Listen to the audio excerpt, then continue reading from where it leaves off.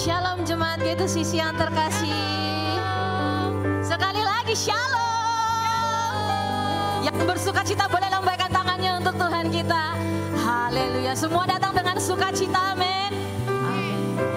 Harus bersuka cita karena kita datang ke rumah Tuhan, Allah yang mengasihi kita, amin. Saat ini kita datang untuk menyembah Dia. Kita bawa hidup kita bawa hati kita. Waktu-waktu ini kita mau berikan yang terbaik untuk Tuhan. Siapkan hatimu, siapkan pikiranmu, siapkan hidupmu. Bawa segala bebanmu di hadapan Tuhan, lepaskan. Lepaskan. Perintahkan jiwamu untuk memuji menyembah Tuhan.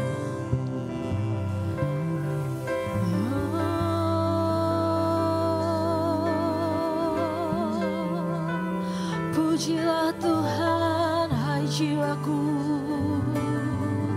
Pujilah Tuhan, hai jiwaku. Haleluya, haleluya, haleluya.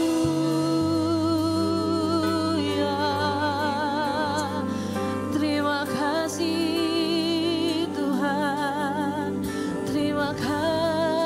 Tuhan, segala puji syukur hanya bagimu Tuhan. Oh, bawa syukurmu di hadapan Tuhan kita. Haleluya, terima kasih Tuhan, terima kasih Tuhan,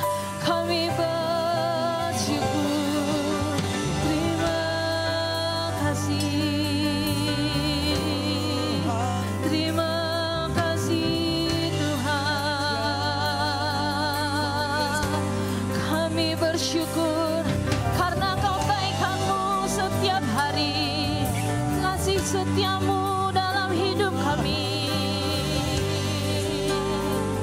Kami bawa hidup kami Tuhan, kami bawa hidup kami Yesus.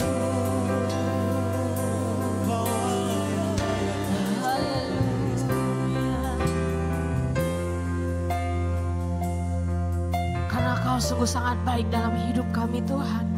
Kami mau menyanyikan setiap hari, menyaksikan kebaikan-Mu. Haleluya.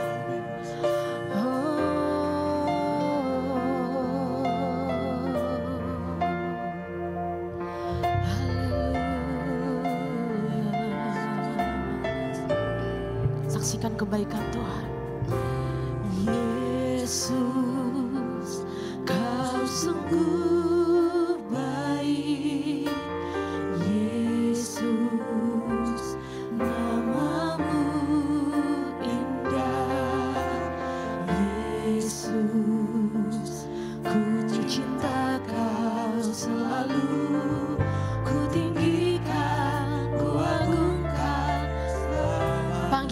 Yesus, Tuhan, dan kami mau lebih lagi saksikan.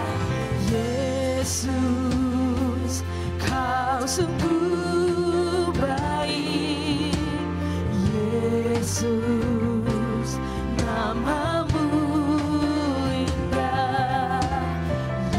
Yesus, ku cinta Kau selalu, ku tinggikan, ku agungkan.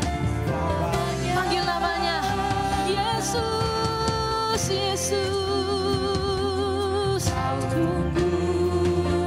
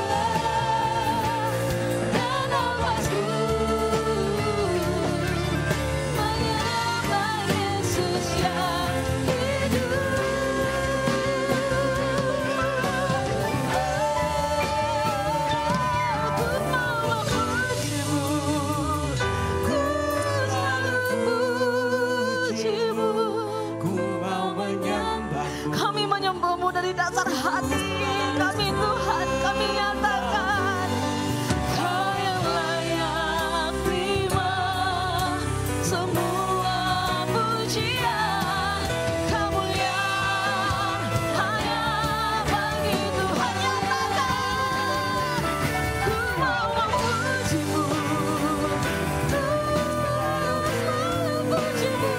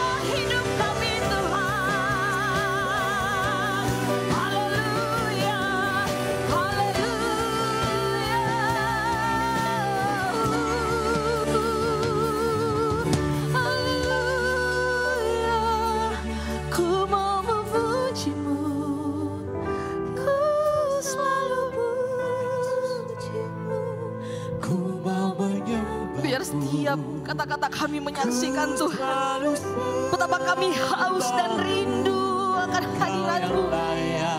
Sentuh setiap kami Tuhan, sentuh setiap kami. Kemuliaan hanya bagi Tuhan. Kami mau memuji-Mu, Ku selalu kami mau menyembah-Mu. Hanya bagi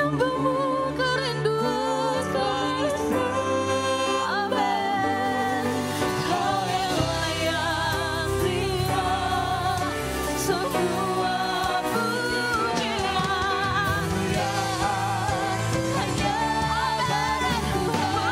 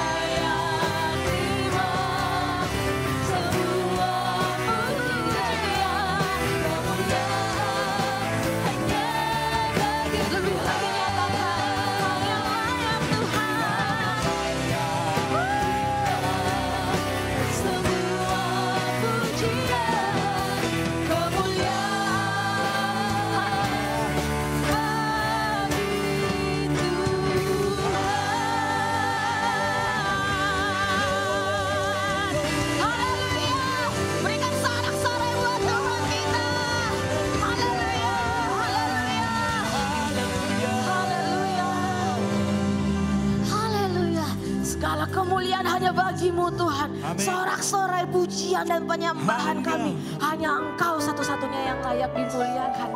Terima kasih Tuhan, kami bersuka, kami bergirang dan kami mau lebih lagi memuji-Mu di dalam nama anak-Mu Yesus Kristus yang siap memuji memuliakan Tuhan. Katakan amin. Haleluya. Beri kemuliaan bagi Tuhan kita.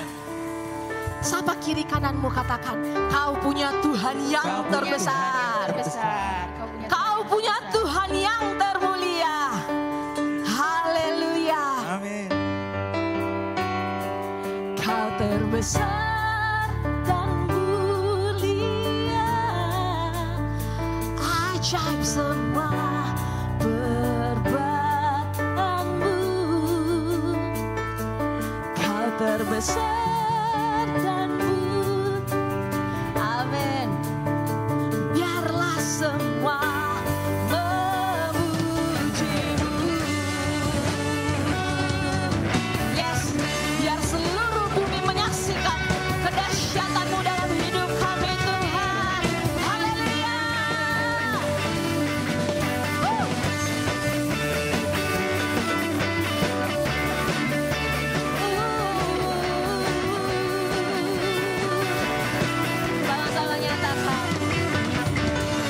Segenap hati aku memuji, segenap jiwa aku bernyanyi. Karena apa? Karena Roh-Mu ada dalamku. Amin. Ku angkat tanganku Tuhan, tanganku memuji, ku angkat suara dan bernyanyi. Karena Roh-Mu ada dalamku Tuhan. Mari menari memuji, ungkapkan sukacita di hati. Say, Kau terbesar dan mulia, ajaib semua.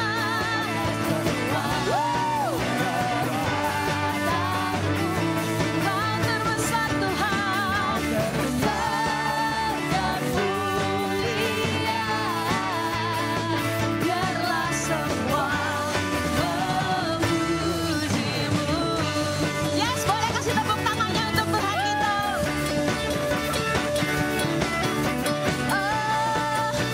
Dengan segenap hati kami Tuhan, segenap hati aku memuji, segenap jiwa. Karena apa? Karena Roh-Mu ada dalamku. Amin. Angkat tanganmu untuk Tuhan kita. Ku angkat tanganku memuji, ku angkat suara dan bernyanyi. Karena Roh-Mu ada dalamku Tuhan. Boleh kasih tangannya untuk Tuhan. Mari menari memuji, ungkapkan sukacita di hati.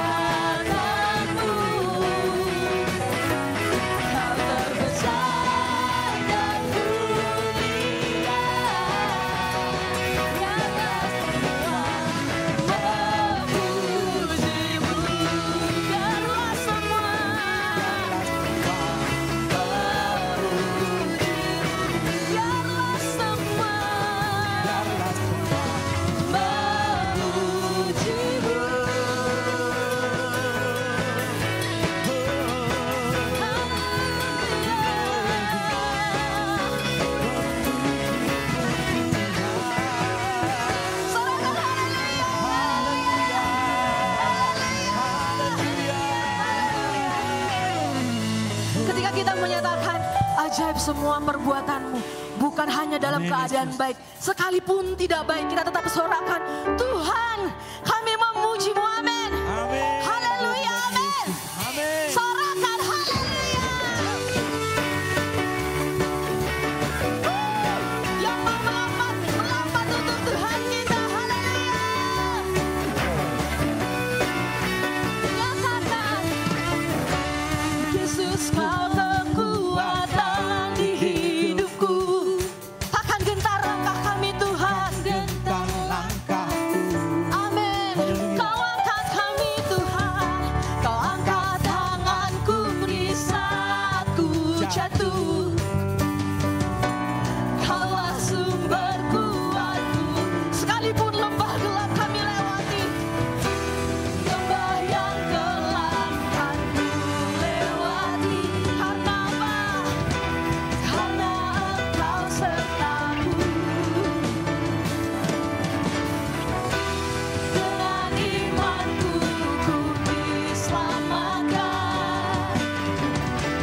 oleh kuasa Yesusku. Tangannya untuk Tuhan kita.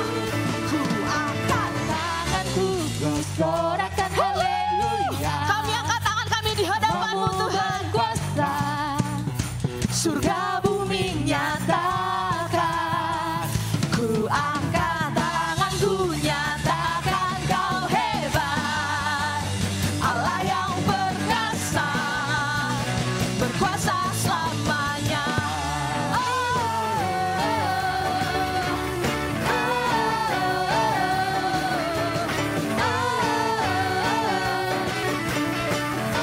Kami malam ini lagi nyatakan Yesus. Yesus, Kau kekuatan di hidupku. Tangan gentar kami. Kau yang memberi kami kekuatan Tuhan. Kau angkat tanganku di saat ku jatuh. Amin. Kaulah sumber kuatku dalam lembah gelap. Lembah yang kelam kan ku lewati. Sebab kami percaya Tuhan. Amin. Dengan imanku ku diselamatkan oleh kuasa Yesusku. Angkat tanganku, sorakan haleluya. Namamu berkuasa, surga bumi nyata. Haleluya. Angkat tanganku, nyatakan Kau hebat. Allah yang perkasa, berkuasa selamanya.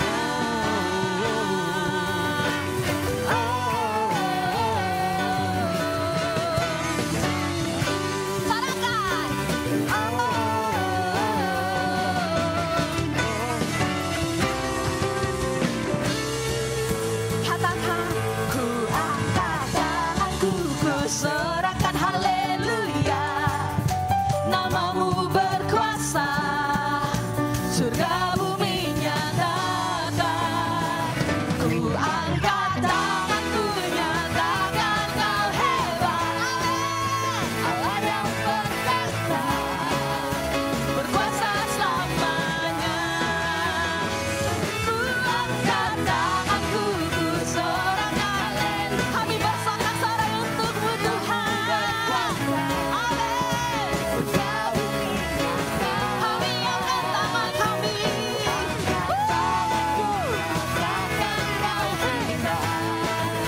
Allah yang perkasa, berkuasa selamanya. Haleluya.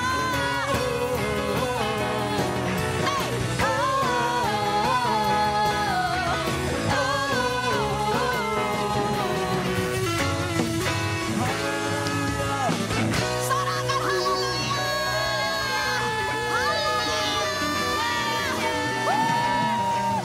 Haleluya. Haleluya. Kami bersorak-sorai untuk-Mu Tuhan. Silakan duduk, jemaat yang dikasih Tuhan. Haleluya. kita mempersiapkan hati kita mau mendengar firman, sabda dari Tuhan. Haleluya Yesus. Roma 12 ayat 1 berkata, karena itu saudara-saudara, demi kemurahan Allah, aku menasihatkan kamu, persembahkanlah dirimu sebagai persembahan yang hidup, yang kudus, yang berkenan kepada Allah. Itu adalah ibadahmu yang sejati. Amin. Tuhan, kami mau datang menghadap hadirat-Mu Yesus. Kami mau menyembah Engkau Tuhan, mempersembahkan hidup kami, segenap hidup kami Tuhan. Kepadamu Yesus,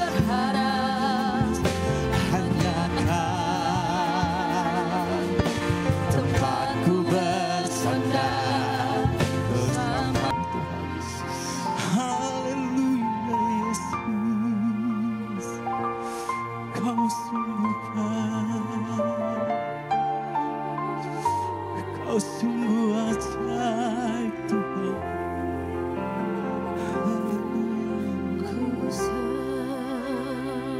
Mari menyembah Yesus.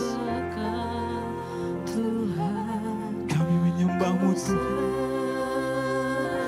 karena Engkau maha baik Yesus. Oh, haleluya. Segenap hidup kami waktu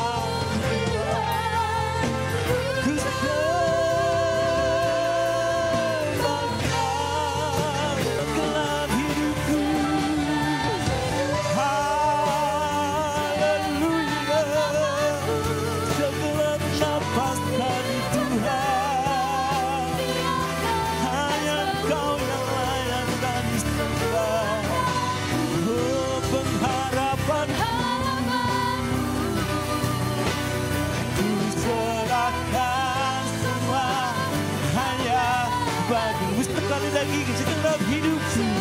Haleluya Tuhan. Amin Yesus. Oh haleluya Yesus. Di bawah kakimu kekuatanku, kejayaanku Yesus.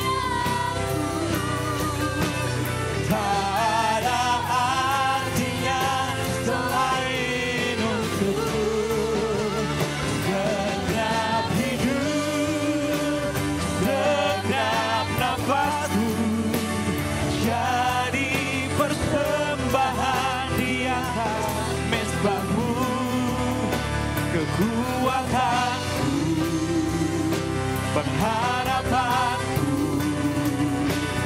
ku serahkan semua hanya bagimu.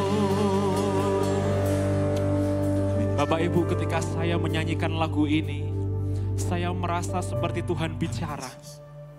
Berapa banyak di antara kita yang fokus mengejar dunia, fokus mengejar kehebatan-kehebatan dunia dan mengorbankan Tuhan. Tapi lewat lagu ini kita diingatkan supaya kita betul-betul dengan sungguh-sungguh mempersembahkan hidup kita hanya untuk kemuliaan nama Tuhan. Mari nyanyikan lagu ini lagi saudara, dengan segenap hatimu, dengan segenap hidupmu. Yes Lord.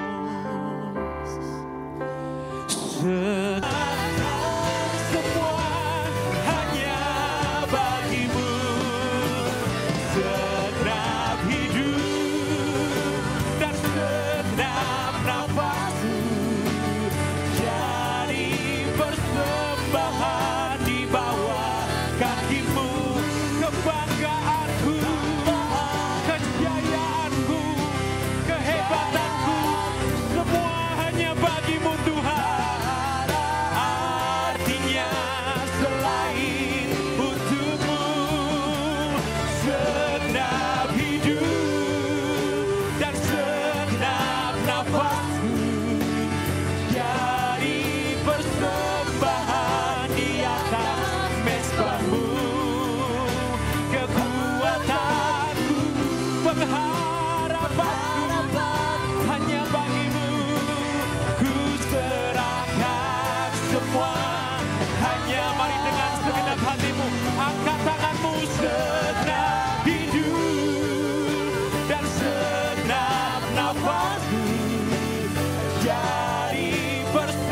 persembahan di bawah kakimu.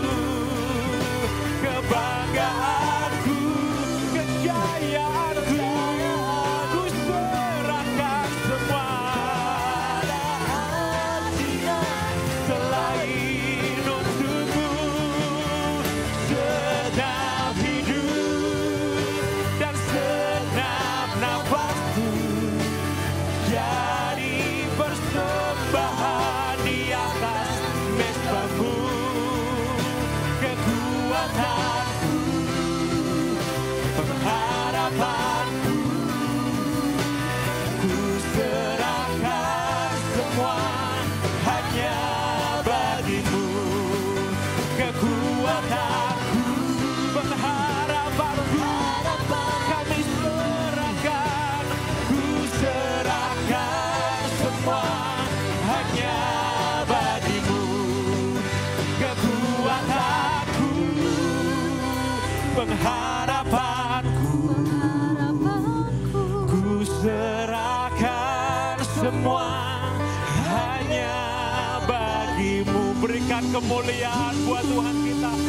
Segala kemuliaan hanya bagi Tuhan.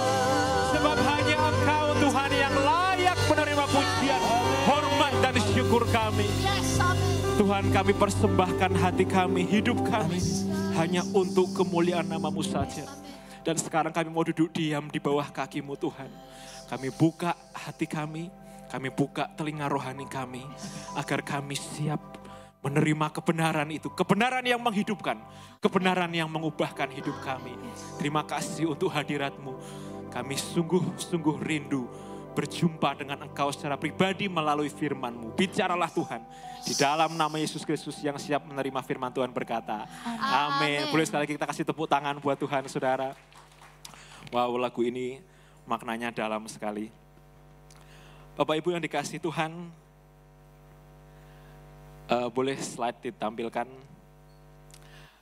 Hari ini saya mau ngajak Anda semua untuk jalan-jalan keliling dunia, saudara. Hari ini kita akan fokus melihat tentang negara apa ini, saudara? Kalau lihat gambarnya seperti ini, Jepang ya, khas sekali ya. Dengan gunung esnya, dengan bunga sakura, semua orang pengen ke sana. Saya juga pengen, saudara. Tapi tahu nggak, saudara, bahwa Jepang negara yang begitu indah, negara yang sangat cantik itu ya. Dia memiliki keindahan bukan hanya di alamnya saja. Kalau mau dengan Indonesia ya, dibandingkan Indonesia alamnya lebih keren, lebih cantik, pantainya lebih banyak, mau gunung ada, mau pantai ada, mau sawah ada ya. Dan tidak semua negara punya kekayaan secantik Indonesia. Tapi yang menarik adalah kalau kita lihat Jepang, yang menarik dari mereka itu bukan hanya sekedar keindahan alamnya, tapi dikenal karena kecantikan perilaku orang-orangnya. Orang-orang Jepang itu, saudara, mereka menjunjung tinggi yang namanya nilai-nilai dan integritas. Suatu hari ketika teman saya pergi ke Jepang dan belanja, beli di supermarket seperti itu ya. Lalu teman saya memberikan tips kepada pegawai yang jaga di supermarket. Anda tahu apa yang terjadi? Ditolak loh. Tipsnya dikembalikan. Dia bilang, enggak, terima kasih, sudah cukup. Lalu ketika teman saya ini pergi untuk makan, sama, kasih tips ke pelayan. Kan hal itu umum ya di Indonesia. Kepada pelayan yang melayani kita kasih tips, uang kecil gitu. Dikembalikan, saudara, tapi karena teman saya ngotot, akhirnya diterima. Tapi ketika teman saya keluar, rupanya dia dimarahin sama manajernya, dia lari keluar, dia kejar teman saya dan dikembalikan lagi uangnya. Mereka dididik bahwa gaji cukup nggak cukup harus cukup.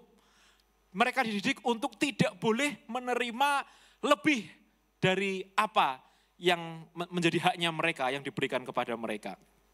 Kalau kita lihat Jepang, saudara, itu adalah, ini next-nya belum bisa, oke sudah bisa. Kalau kita lihat di Jepang itu, saudara, itu adalah negeri yang sangat rapi dan bersih.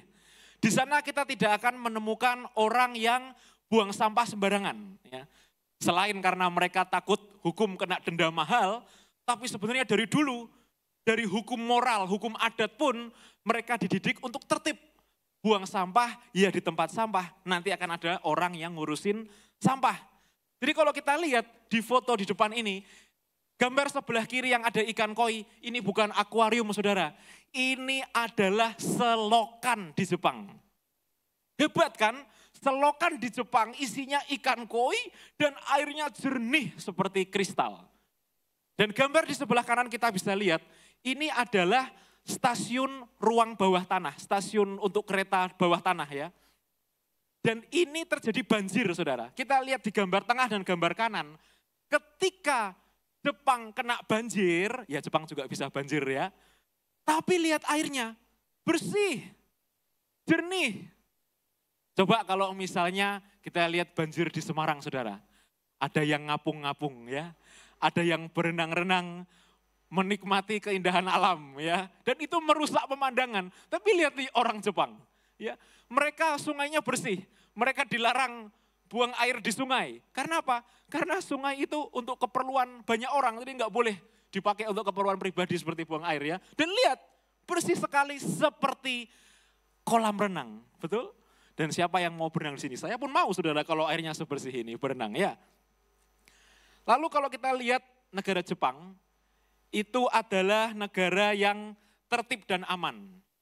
Anda bisa lihat di gambar sebelah kiri saudara, itu adalah orang-orang yang sedang antri untuk mendapatkan bantuan dan orang-orang yang sedang antri untuk belanja di sebuah minimarket karena mereka terdampak bencana. Di Jepang terjadi gempa bumi besar dan tsunami tahun 2011. Semuanya hancur. Rumah-rumah orang, kendaraan orang hanyut, rumah-rumah hancur. Tapi dalam kesesakan, dalam keadaan mereka yang terjepit saudara, mereka tetap antri. Lihat itu, bahkan tidak ada yang namanya nyerobot-nyerobot. Suatu hari ketika saya sedang kuliah di Jogja saudara, kami sedang antri gudeg. Gudeg yang paling terkenal yang hanya buka malam hari. Ketika buka jam 10 malam, kami datang jam 9, itu antrinya sudah panjang sekali. Dan ketika saya mulai antri dan teman-teman antri, tiba-tiba kita diserobot sama tante-tante dari luar kota. Dia bilang, awalnya ngajak ngomong biasa, lah kok tiba-tiba sudah di depan kita gitu kan kurang ajar gitu kan. Kenapa? Karena natur orang itu kan pengen didahulukan ya. Dan kalau orang tidak bisa mengendalikan keinginannya untuk menjadi yang terutama, yang pertama, itu akan kacau. Nah di Jepang sama saudara, semua orang juga pengen didahulukan. Tapi ada yang namanya respect, kita menghormati orang lain. Ada yang namanya tertib, seperti kalau firman Tuhan katakan, kalau Roh Kudus hadir, semua berjalan dengan tertib dan teratur. Nah, orang-orang antri saudara, ya semua punya masalah, semua rumahnya hancur, semua barang berharganya hanyut, tapi mereka tetap antri, mereka tetap menjunjung tinggi nilai-nilai etika dan moral. Tidak ada tuh yang namanya di Jepang keroyokan atau rebutan. Nah sekarang kita lihat foto yang di kanan bawah. Ini di mana? Anda sudah tahu ini pasti di Indonesia. Bagaimana orang-orang yang mengalami musibah, mereka berbondong-bondong lari ke minimarket, ke supermarket untuk apa? Ambil. Udah diambil nggak dibayar gitu kan. Mereka sikut sana sikut sini. Anda sering lihat video bagi-bagi sembako, rusuh kan. Rusuh. Suatu hari ada sebuah rumah ibadah dari agama lain ya. Mereka punya makanan-makanan itu dibagikan. Makanan yang dipersembahkan untuk Tuhannya mereka itu dibagikan. Ini baru bulan lalu saudara. Viral saudara. Karena begitu 1, 2, 3. Wah semua keroyokan lompat pagar. Mereka dobrak pintu. Mereka sikut sana ambil sebanyak-banyaknya. Wah ini kacau. Kalau di Jepang saudara. Waktu gempa bumi terjadi tahun 2011. Dan terjadi lagi tahun 2018. Itu tidak ada toko di jarah. Tidak ada. Karena semua orang respect satu sama lain. Jepang negara yang aman. Kalau Anda kehilangan HP di Jepang, pasti akan ketemu. Tidak ada itu saudara. HP diambil orang, dompet diambil orang. Ketika ada yang kehilangan, itu pasti kembali utuh. Nah itu loh hebatnya orang-orang Jepang. Dan di tahun 2018 itu ketika terjadi bencana yang sama, tapi semua orang karakternya tetap sama, tetap tertib. Nah, saya pribadi saya bertanya-tanya saudara, saya merenung. Kok bisa ya ada sebuah negara ya yang 120 juta penduduknya karakternya sama.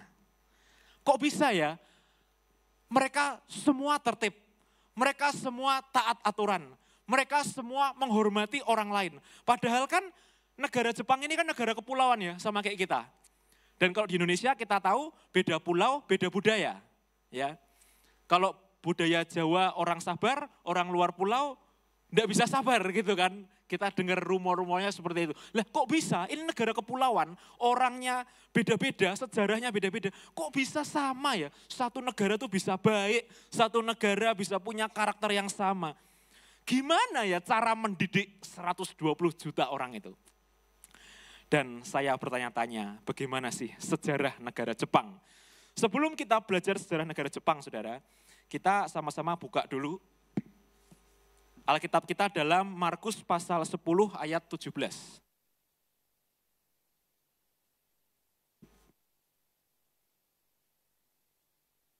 Markus pasal 10 ayat 17. Ini sejarahnya mirip-mirip. Saya akan bacakan bagi Anda semua. Markus 10 ayat 17. Pada waktu Yesus berangkat untuk meneruskan perjalanannya, datanglah seorang berlari-lari mendapatkan dia dan sambil bertelut di hadapannya ia bertanya, "Guru yang baik, apa yang harus kuperbuat untuk memperoleh hidup yang kekal?" Di situ saya beri warna kuning, saudara, memperoleh hidup yang kekal. Karena di zaman Yesus, semua orang itu kan berdoa menanti-nantikan Mesias. Jadi orang-orang Israel masih ragu, apakah ini Mesias yang dimaksudkan? Apakah ini Mesias yang dinubuatkan? Apakah ini Mesias yang bisa membawa kehidupan kekal, keselamatan bagi semua orang? Dan hidup kekal adalah keinginan semua orang. Dan di zaman Yesus itu terjadi di abad pertama, saudara. Abad pertama Masehi. Nah, kalau kita mundur ke belakang, kita lihat dari 3 abad sebelumnya. 3 abad sebelumnya ada seorang kaisar Tiongkok yang namanya Kaisar Qin Shi Huang. Namanya Cina sekali ya saudara. Dia itu ada di 3 abad sebelum Masehi. Jadi kehadiran dia itu jauh sebelum Yesus ada gitu ya. Nah, Kaisar Tiongkok ini adalah kaisar pertama yang berhasil menyatukan Tiongkok. Dengan apa? Jelas dengan perang. Karena orang zaman dulu kalau ingin menaklukkan wilayah, mereka harus menghancurkan tembok kota, mereka harus menembus pintu kota, mereka akan mengalahkan semua pasukan perwira di sana dan menjarah. Ya. Jadi ketika Kaisar Qin Shi Huang ini berhasil menyatukan seluruh Tiongkok, tiba-tiba dia berubah.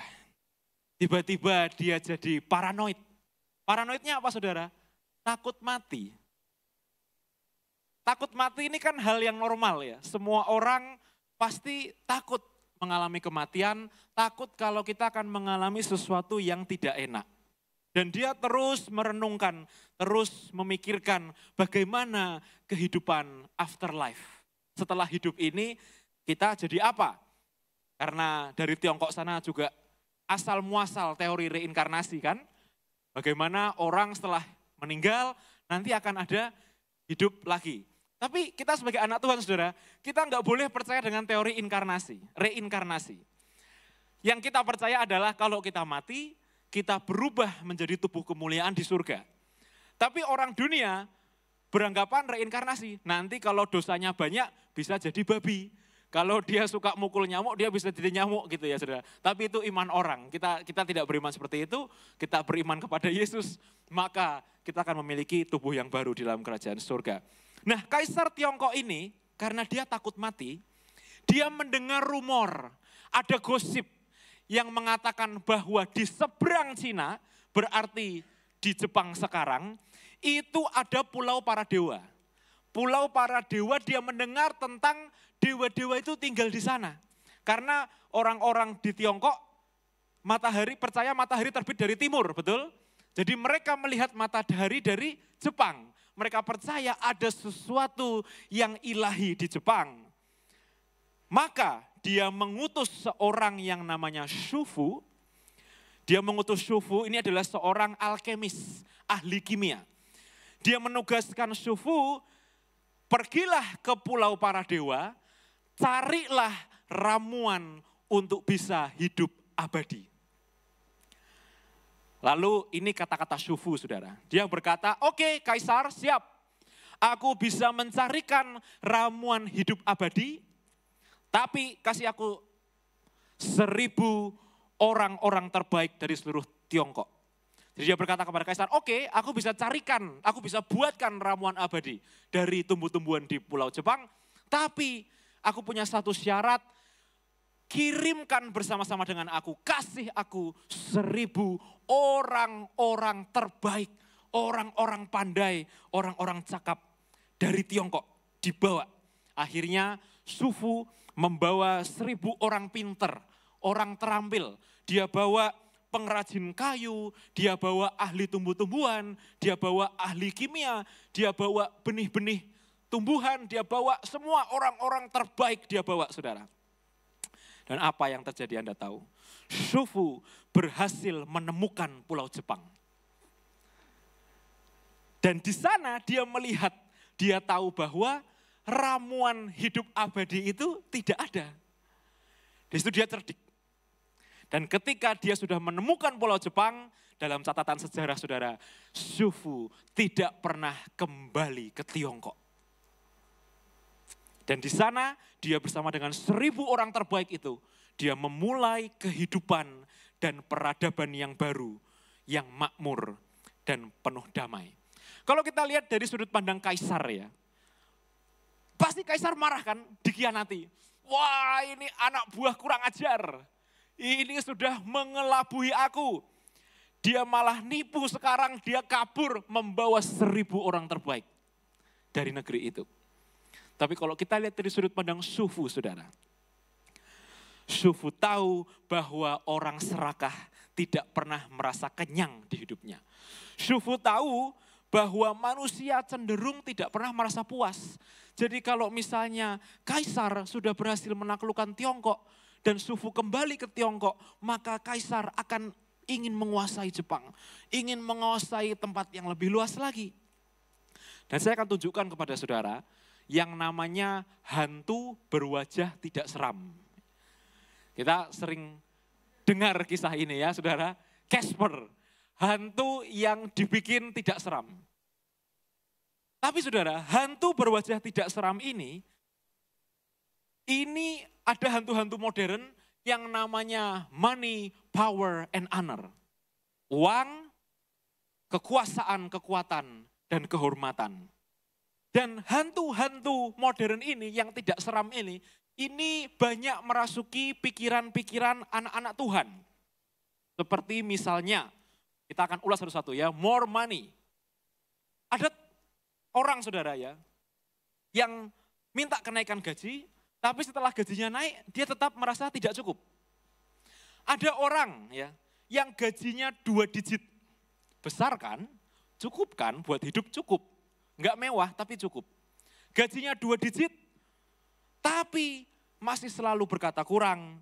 Tapi ada teman saya itu masih minta uang dari orang tuanya. Padahal menurut saya itu sudah banyak gajinya. Tapi itulah manusia. Baru-baru ini saudara, di Amerika ada video viral. Bagaimana seorang pendeta di sebuah gereja yang besar, dia berkata kepada jemaatnya, saya minta Anda semua menyumbangkan 1.000 plus 1.000 dolar. Jadi 2.000 dolar kan. Lalu datanglah jemaat-jemaat lugu itu, datang kepada pendetanya dan mendonasikan 1.200 dolar. Lalu pendetanya marah. Kenapa kok kamu ngasih 1.200? Kan aku mintanya 1.000 plus 1.000, jadi 2.000. Dan dia berkata, oke, jemaatnya, lugunya berkata, aku akan pulang dan aku akan kembali lagi membawa kekurangannya. Lalu pendetanya marah saudara, karena itu bukan yang saya minta, itu bukan yang saya lakukan. Lalu akhirnya pendeta ini dihujat orang Kristen sedunia. Kenapa?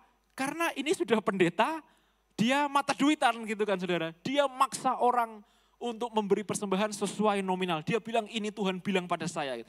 Nah kita sebagai jemaat tidak boleh jadi jemaat yang terlalu lugu ya. Harus jadi jemaat yang pinter.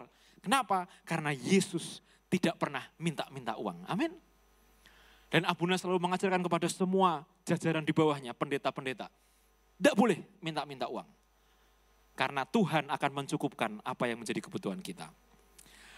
More power. Kaisar ini saudara, dia adalah kaisar pertama. Otomatis dia baru merasakan yang namanya kekuasaan. Wah enak ya, wilayahnya sudah luas. Maka aku mau lagi. Aku mau lebih berkuasa lagi. Aku mau menguasai lebih banyak orang lagi. Anda tahu nggak bahwa banyak sekali orang yang tidak mau turun jabatan. Ya, kenapa? Karena kekuasaan atau power itu enak saudara. Ada yang bapaknya presiden, anaknya wakil presiden. Nanti setelah masa jabatannya habis, mencalonkan jadi presiden, bisa jadi gitu kan. Kenapa? Karena keluarga ini nggak mau turun. Ada presiden yang puluhan tahun mengubah konstitusi. Kenapa? Karena enak saudara. Sekali orang punya power, itu watak aslinya keluar. Serius. Anda mau ngetes orang, kasih dia power. Kasih dia palu yang bisa mukul kepala orang.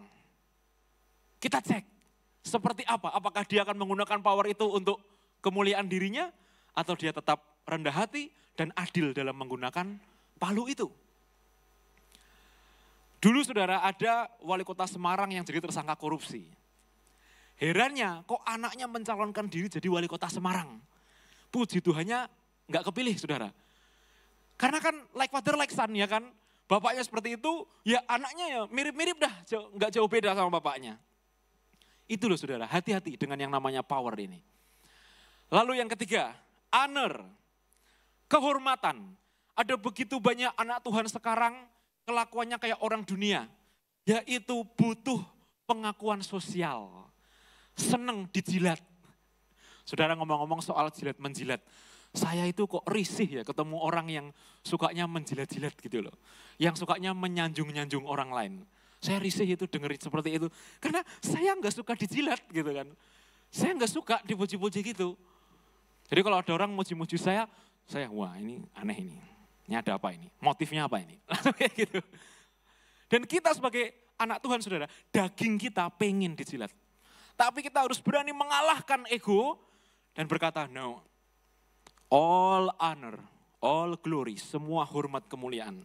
Itu hanya buat Tuhan. Biar Tuhan saja yang suka dipuji saudara, kita jangan.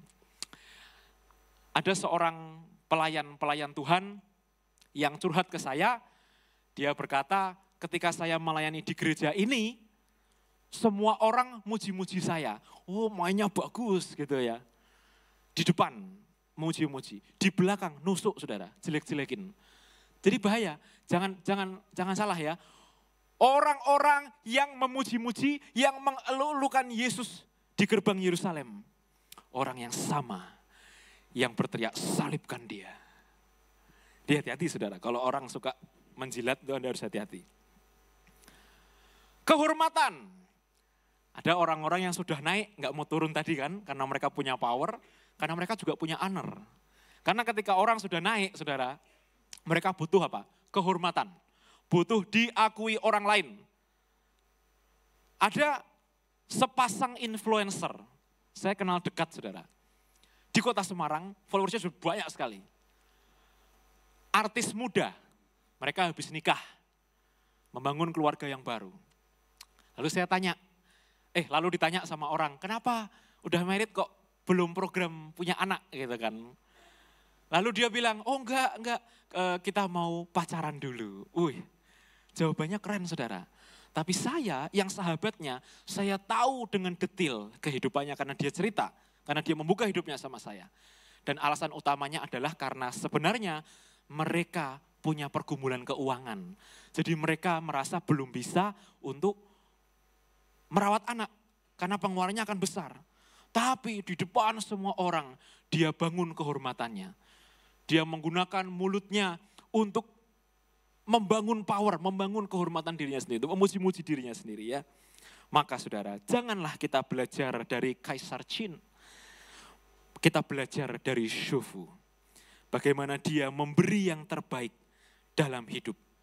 Kita harus selalu ingat saudara, bahwa ada tangan Tuhan yang berkuasa, yang siap menjatuhkan orang kapan saja. Tangan Tuhan itu mengangkat, banyak pendeta kan ngajar itu ya, Tuhan yang mengangkat, Tuhan yang mempromosikan. Saya hadir sebagai penyeimbang saudara. Tangan Tuhan juga menjatuhkan orang. Tangan Tuhan juga menghukum, menghajar anak-anaknya. Maka kita harus bisa lepas dari setan ini saudara. Setan money, power, honor. Karena kalau enggak, Tuhan akan jatuhkan kita. Dan dijatuhkan Tuhan itu enggak enak saudara. Ada seorang pejabat pajak. Anda pasti tahu siapa. Ya. Dari tahun 2003 sampai 2023, berarti 20 tahun dia menikmati uang dari hasil kejahatannya. 20 tahun itu lama loh saudara. 20 tahun kaya sekali. Dalam satu hari dia jatuh. Kenapa? Anaknya membuli dan memukuli anak tokoh masyarakat. Anda pasti tahu kisah ini. Artinya apa? 20 tahun dia bangun kerajaannya dengan kejahatan. Satu hari Tuhan hancurkan. Bubar semua saudara.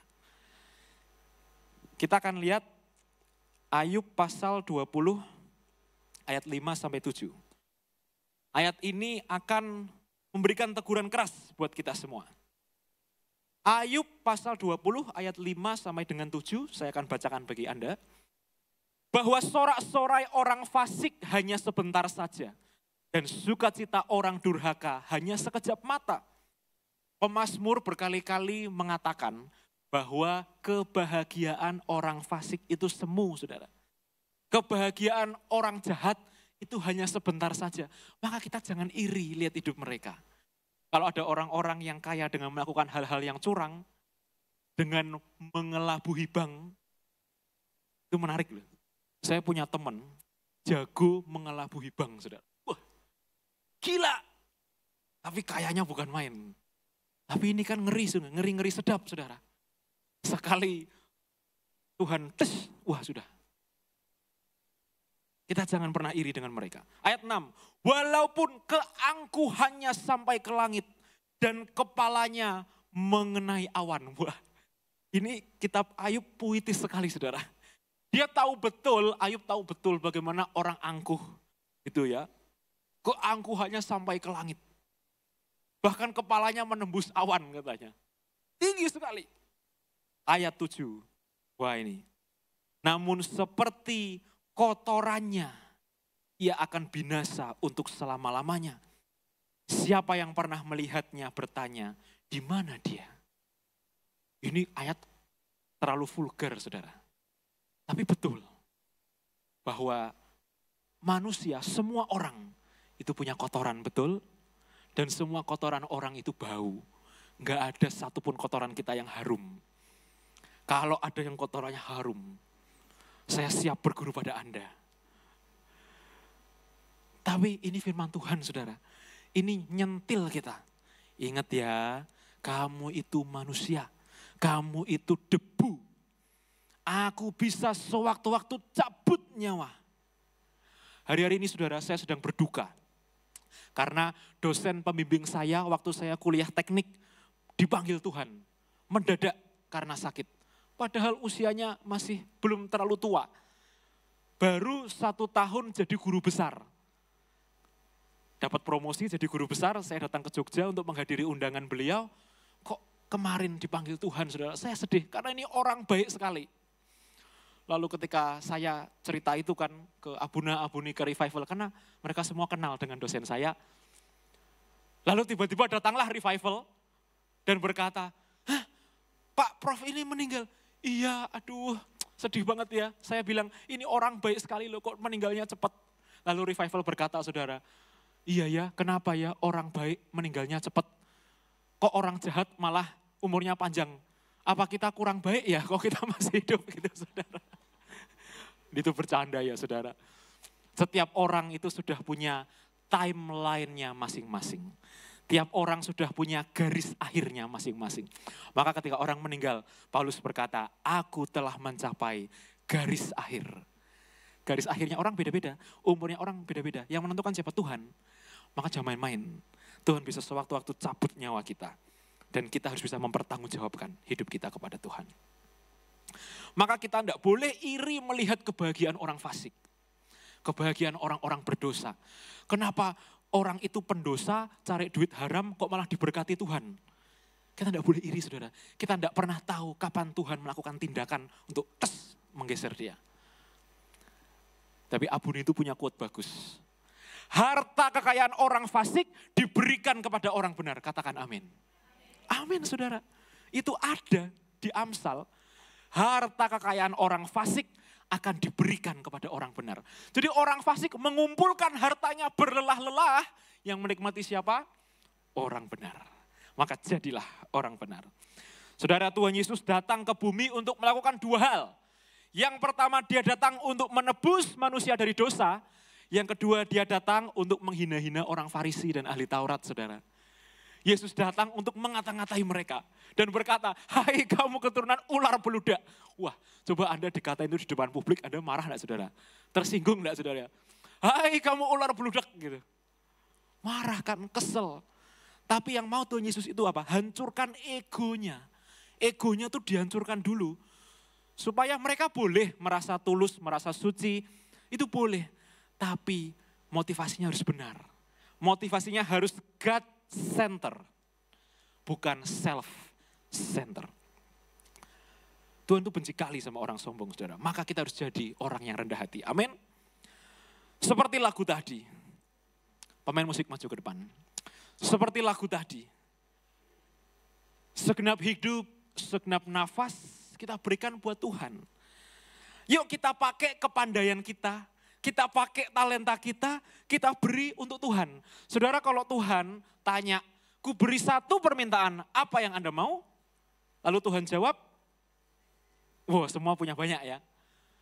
Tapi Tuhan sebelum nanya itu, saudara, Tuhan ngecek sikap hati kita. Anakku ini minta ini motivasinya apa? Untuk self-center, untuk kebanggaan diri sendiri, atau untuk kemuliaan nama Tuhan? Dan kalau itu untuk kebanggaan diri sendiri, jelas Tuhan tidak akan kasih, saudara. Saya mengamati perilaku jemaat. Saya menemukan orang-orang hebat di rumah Tuhan, saudara. Ada orang-orang yang, tunggu, slide-nya belum yang ini. Ini kok gerak sendiri? Belum. Saya melihat ada jemaat-jemaat dan saya salut ya. Ada orang-orang tertentu yang sampai bahkan beli laptop baru, beli HP baru untuk keperluan dokumentasi gereja. Ini orang yang memberi terbaik buat Tuhan, saudara. Untuk kemuliaan nama Tuhan. Saya terharu. Ada orang-orang tertentu yang beli gitar sendiri. Dia merasa, wah gitarnya gereja udah kakek-kakek gitu kan. Udah tua, dia beli gitar sendiri. Dia bawa gitarnya untuk melayani Tuhan. Ada yang bawa bass dari luar kota, saudara. Dia bawa dari rumahnya luar kota, dia bawa ke sini untuk latihan, dipakai latihan. Wow, hebat. Orang-orang yang memberi terbaik buat Tuhan. Saya melihat kelompok-kelompok pelayan tertentu yang rela patungan untuk pengeluaran bersama tercukupi. Wow. Saya bersyukur Tuhan kirim orang-orang seperti itu, saudara. Untuk menopang kemuliaan Tuhan. Bukan untuk kepentingan pribadi hamba-hamba Tuhan. Saya bersyukur Tuhan kirim orang-orang yang setia bawa makanan ke gereja. Bawa ikan ke gereja. Untuk apa? Untuk makan semua pelayan. Wow, hebat saudara.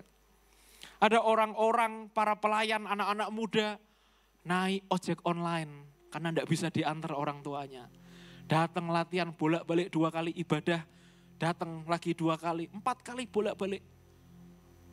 Sambil hujan, diterabas. Saudara, itu adalah sesuatu hal yang baik yang Tuhan berkata, engkau adalah hambaku yang baik dan setia.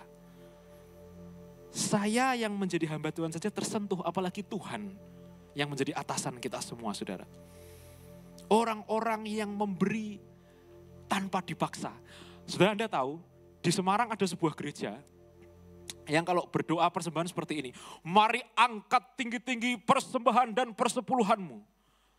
Kenapa sih seperti itu? Supaya apa? Yang nggak ngangkat amplop malu. Saya bersyukur gereja kita tidak seperti itu ya saudara. Nggak pernah jemaat dipaksa-paksa memberi. Tapi semua jemaat selalu terbeban untuk mensupport pekerjaan Tuhan. Dan Anda tahu, Abuna berkomitmen bahwa seluruh persembahan dan persepuluhan Bapak Ibu ikut disumbangkan ke panti asuhan. Itu komitmen gereja kita untuk memberi makan orang lain. Tanpa harus dipaksa-paksa, semua sudah aktif memberi. Kalau kayak pendeta di Amerika itu ya, dipaksa memberi $2.000. Akhirnya Tuhan tidak berkenan sama persembahan itu saudara. Karena itu persembahan yang dipaksa. Dipaksa oleh manusia.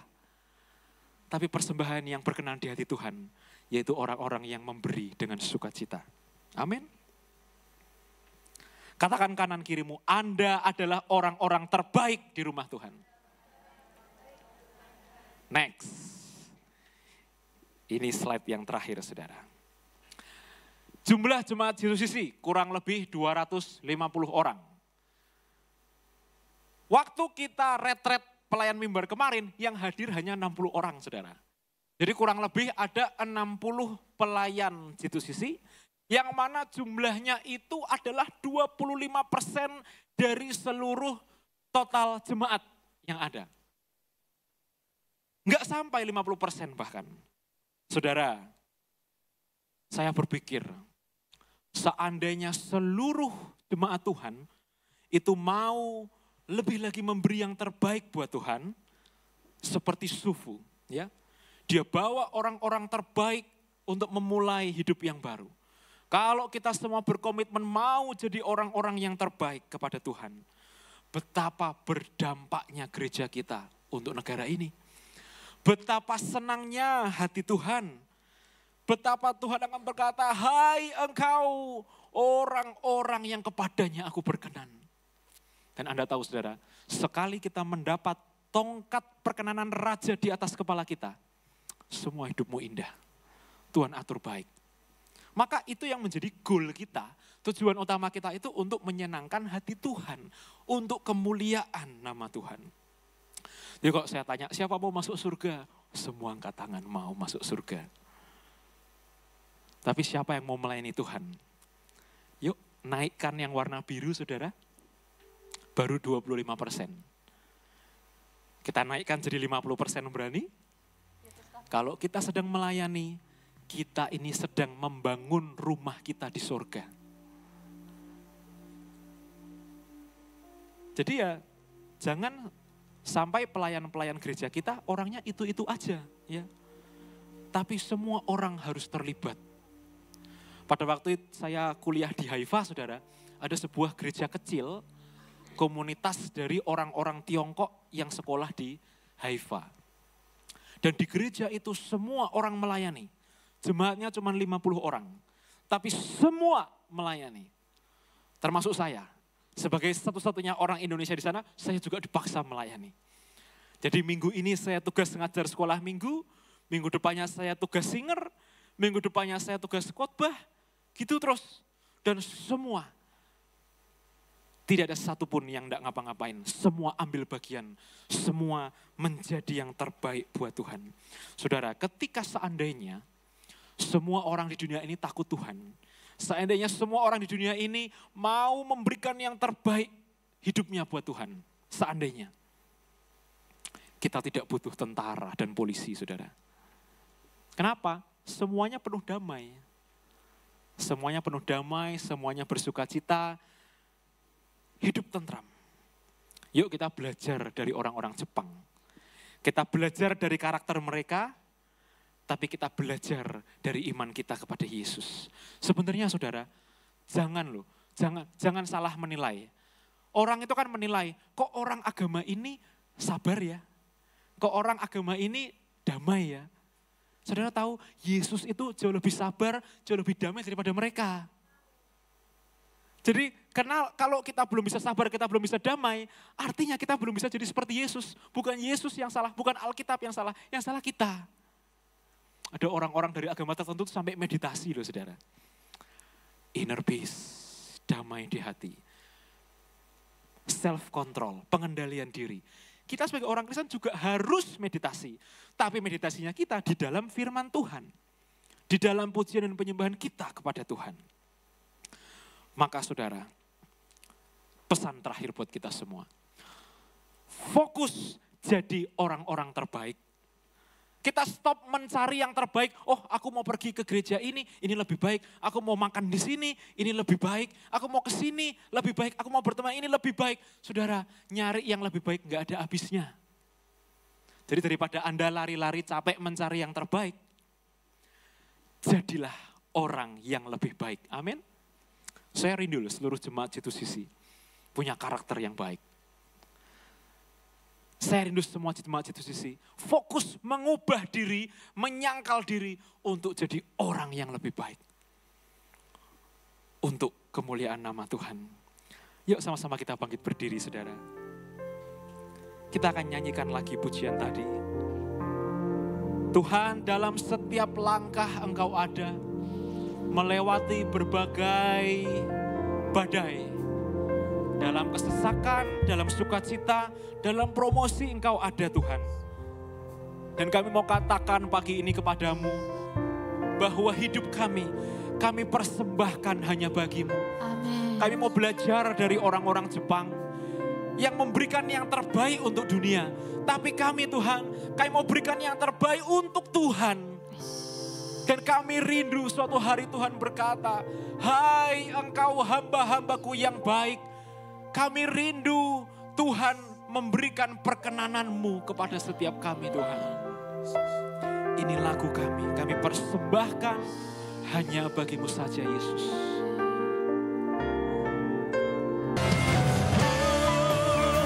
Segenap hidup, segenap nafas, ini doa kami Tuhan. Biar hidup kami jadi persembahan, hidup kami berkenan, kebanggaanku, kejayaanku, haleluya. Tak ada artinya selain untukmu. Segenap hidup dan segenap nafasku jadi persembahan di atas mesbahmu. Kekuatan, pengharapan, ku serahkan. Haleluya. Mari angkat tanganmu saudara. Dengan segenap hati katakan. Segenap hidup, segenap nafasku jadi persembahan di bawah kakimu. Kebanggaanku, kejayaanku, hanya bagimu. Tak ada artinya selain untukmu. Segenap hidup dan segenap nafasku jadi persembahan di atas mesbahmu. Kekuatanku, pengharapanku, ku serahkan semua hanya bagi kekuatanku, pengharapanku, ku serahkan semua. Sekali lagi katakan kekuatan. Ampuni memimpin dalam doa. Pengharapanku, ku serahkan semua hanya bagimu.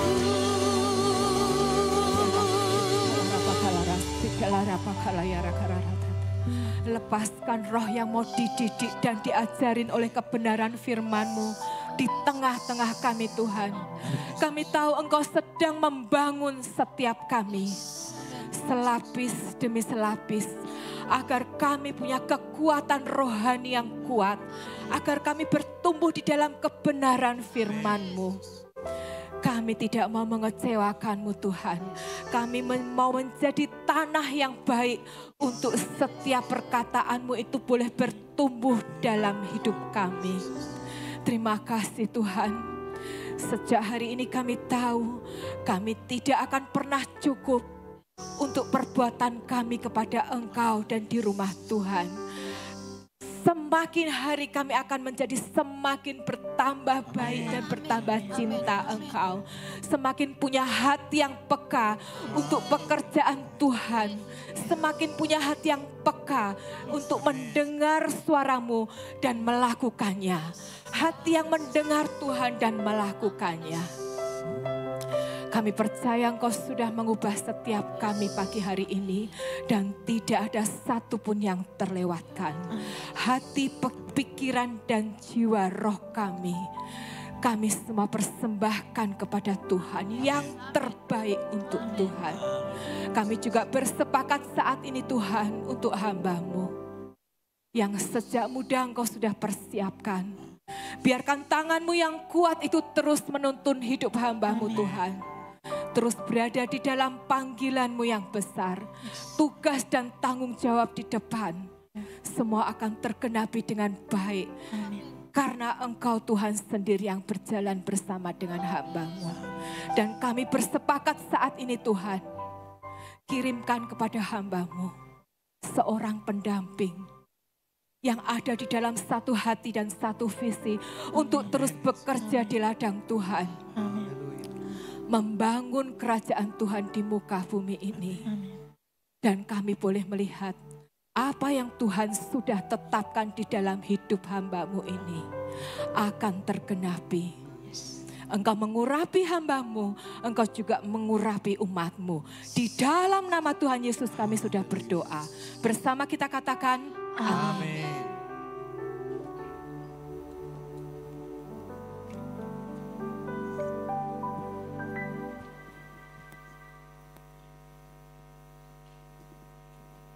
Shalom Bapak Ibu, selamat pagi Bapak Ibu, diberkati dengan firman Tuhan pagi hari ini. Terima kasih untuk Pastor Revo untuk pelayanannya. Info gereja dalam sepekan. Kami menyambut jemaat yang baru pertama kali hadir di dalam ibadah di G2CC, dan jika belum memiliki ibadah gereja yang tetap, kami menantikan kehadiran Bapak Ibu Saudara di ibadah G2CC berikutnya. Nanti sore masih ada ibadah raya di tempat ini pukul 17.00 bersama Pastor Jimmy Iskandar. Kemudian nanti sore juga disertai dengan ibadah online pukul 17.00 di channel YouTube Pastor Sony Saluku. Kemudian hari Rabu kita ada ibadah online pukul 19 sampai dengan pukul 20.00 masih di channel YouTube Pastor Sony Saluku. Hari Jumat kita ada break to prayer pukul 17.00 sampai dengan pukul 18.00 di tempat ini. Kemudian hari Sabtu kita ada Youth Komsel pukul 16 sampai pukul 17.00. Hari Minggu kita ada ibadah raya Minggu tanggal 2 November disertai dengan perjamuan kudus bersama Pastor Sony Saluku di tempat ini pukul 7 dan pukul 17.00. Ibadah sekolah minggu setiap hari Minggu pukul 7 sampai dengan pukul 8.30. Menghimbau kepada Bapak Ibu Saudara ataupun anggota keluarga ada yang sedang demam, batuk, flu dan pilek tidak diperkenankan untuk mengikuti ibadah secara onsite. Harap mengikuti ibadah secara online. Tetap menerapkan protokol kesehatan dimanapun kita berada dan beraktivitas. Kami juga mengucapkan selamat ulang tahun dan selamat ulang tahun pernikahan kepada jemaat yang merayakannya minggu ini. Tuhan Yesus memberkati dan memberikan umur panjang. Demikian info gereja dalam sepekan. Selamat hari Minggu, Tuhan Yesus memberkati. Terima kasih Bu Ika untuk pengumumannya. Ayo anak-anak sekolah minggu. Ayo sini dulu semuanya. Ya Bapak Ibu, kita arahkan, kita angkat tangan, kita berkati anak-anak kita. Tuhan berkati anak-anak kami, Biar mereka sejak masa mudanya, mereka boleh mempersembahkan hidup mereka dan nafas mereka untuk Tuhan. Dan Engkau sendiri yang telah menetapkan destiny dalam diri mereka sejak masa kecil mereka, Tuhan. Jadikanlah mereka orang-orang besar. Jadikanlah mereka pemimpin-pemimpin atas bangsa ini. Dan kami akan melihat karya Tuhan yang ajaib digenapi dalam hidup mereka masing-masing. Tidak ada kutuk di atas kepala mereka. Yang ada adalah berkat Tuhan. Keberhasilan dan keberuntungan menyertai seumur hidup mereka. Berkati juga untuk guru-guru sekolah minggu Tuhan. Ada hikmat, kecakapan, kepandaian. Mereka boleh mendidik anak-anak ini dengan kreatif. Mereka memikul beban yang berat Tuhan. Yaitu mendidik generasi muda. Berikan kepada mereka kekuatan. Berikan mereka kesabaran. Dan semakin hari semakin kreatif. Semakin dipenuhi roh hikmat dan pengetahuan. Di dalam nama Yesus sama-sama katakan. Amin. Ya semuanya. Anak-anak, energinya masih banyak, saudara. Dulu waktu saya kecil, saya kalau dipaksa tidur siang, saya kabur lompat lewat jendela, saudara, sama kakak saya dulu ya. Tapi sekarang semakin dewasa, kok semakin waktu terbatas, semakin merasa enak ya dulu bisa tidur siang. Ya itulah manusia ya. Yuk sama-sama kita bangkit berdiri, kita akan akhiri ibadah kita. Bapak Ibu diberkati, amin. Amin. Yuk sekali lagi kasih tahu kanan kirimu, kamu orang terbaik di rumah Tuhan. Kamu orang terbaik. Sekali lagi katakan, jangan lupa terus jadi lebih baik. Jangan lupa terus jadi lebih baik. Amin. Mari kita tundukkan kepala dan kita berdoa. Tuhan terima kasih untuk firman-Mu. Firman yang menegur, tapi menguatkan. Biarlah kami boleh tetap rendah hati. Biarlah kami boleh mempersembahkan hidup kami hanya untuk nama-Mu saja Tuhan. Biarlah semua kehebatan kami, semua prestasi dan pencapaian kami bawa ke kaki-Mu Tuhan. Karena Engkau yang mengizinkan ini hadir di hidup kami dan kami mengucap syukur atasnya. Kami mau tetap rendah hati karena hanya Engkau yang layak menerima segala pujian dan hormat dan syukur kami. Dan seumur hidup kami Tuhan, selagi kami masih bernafas, kami mau bernyanyi untuk Tuhan lebih lagi, kami mau berikan nafas kami untuk Tuhan. Sampai nafas itu pergi meninggalkan hidup kami. Dan Tuhan ini anak-anak-Mu, berkati mereka, berkati apa yang menjadi pekerjaan mereka, yang tangan kanan mereka kerjakan. Tuhan berkati bakul dan tempat adonan mereka.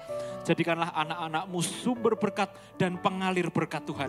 Supaya hidup mereka boleh diberkati, boleh dipakai Tuhan untuk menjadi uluran tangan Tuhan untuk orang-orang lain. Berkati anak-anak-Mu yang sedang sakit, sembuhkan Tuhan. Pulihkan setiap hati yang terluka, pulihkan setiap hati yang menderita. Engkau hadir untuk memberikan solusi atas setiap pergumulan dan permasalahan yang mereka alami. Tuhan, biar Engkau sendiri yang hadir dan selalu menemani hidup kami sampai selama-lamanya. Tuhan, Engkau yang memberkati masa depan mereka. Tuhan buat baik, Tuhan baik berhasil, Tuhan buat beruntung karena ada tangan Tuhan. Dan tongkat perkenanan Raja ada di atas kepala kami. Jemaat yang dikasihi Tuhan, angkat kedua tanganmu tinggi-tinggi dan terimalah berkat Tuhan. Yevarecha Adonai feish marecha, Tuhan memberkati engkau dan melindungi engkau. Amin. Yaer Adonai panaf elecha viehunecha, Tuhan menyinari engkau dengan wajahnya dan memberi engkau kasih karunia. Amin. Yisa Adonai panaf elecha viesim lecha shalom, Tuhan menghadapkan wajahnya kepadamu dan memberi engkau damai sejahtera. Beshem Yeshua HaMashiach, dalam nama Yesus Kristus yang menerima berkat Tuhan berkata, amin.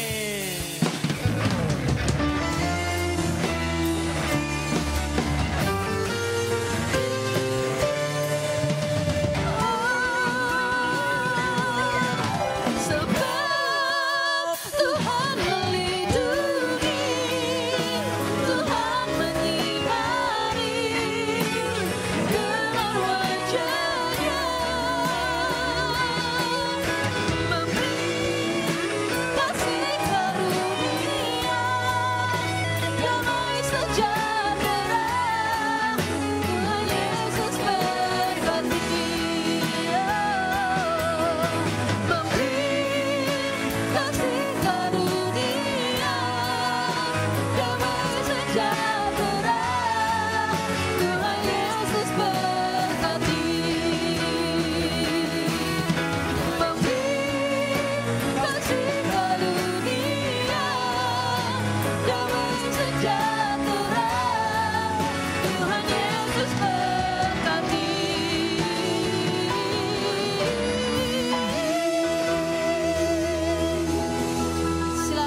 Bapak Ibu Saudara-saudari, selamat mengambil saat teduh. Tuhan Yesus memberkati.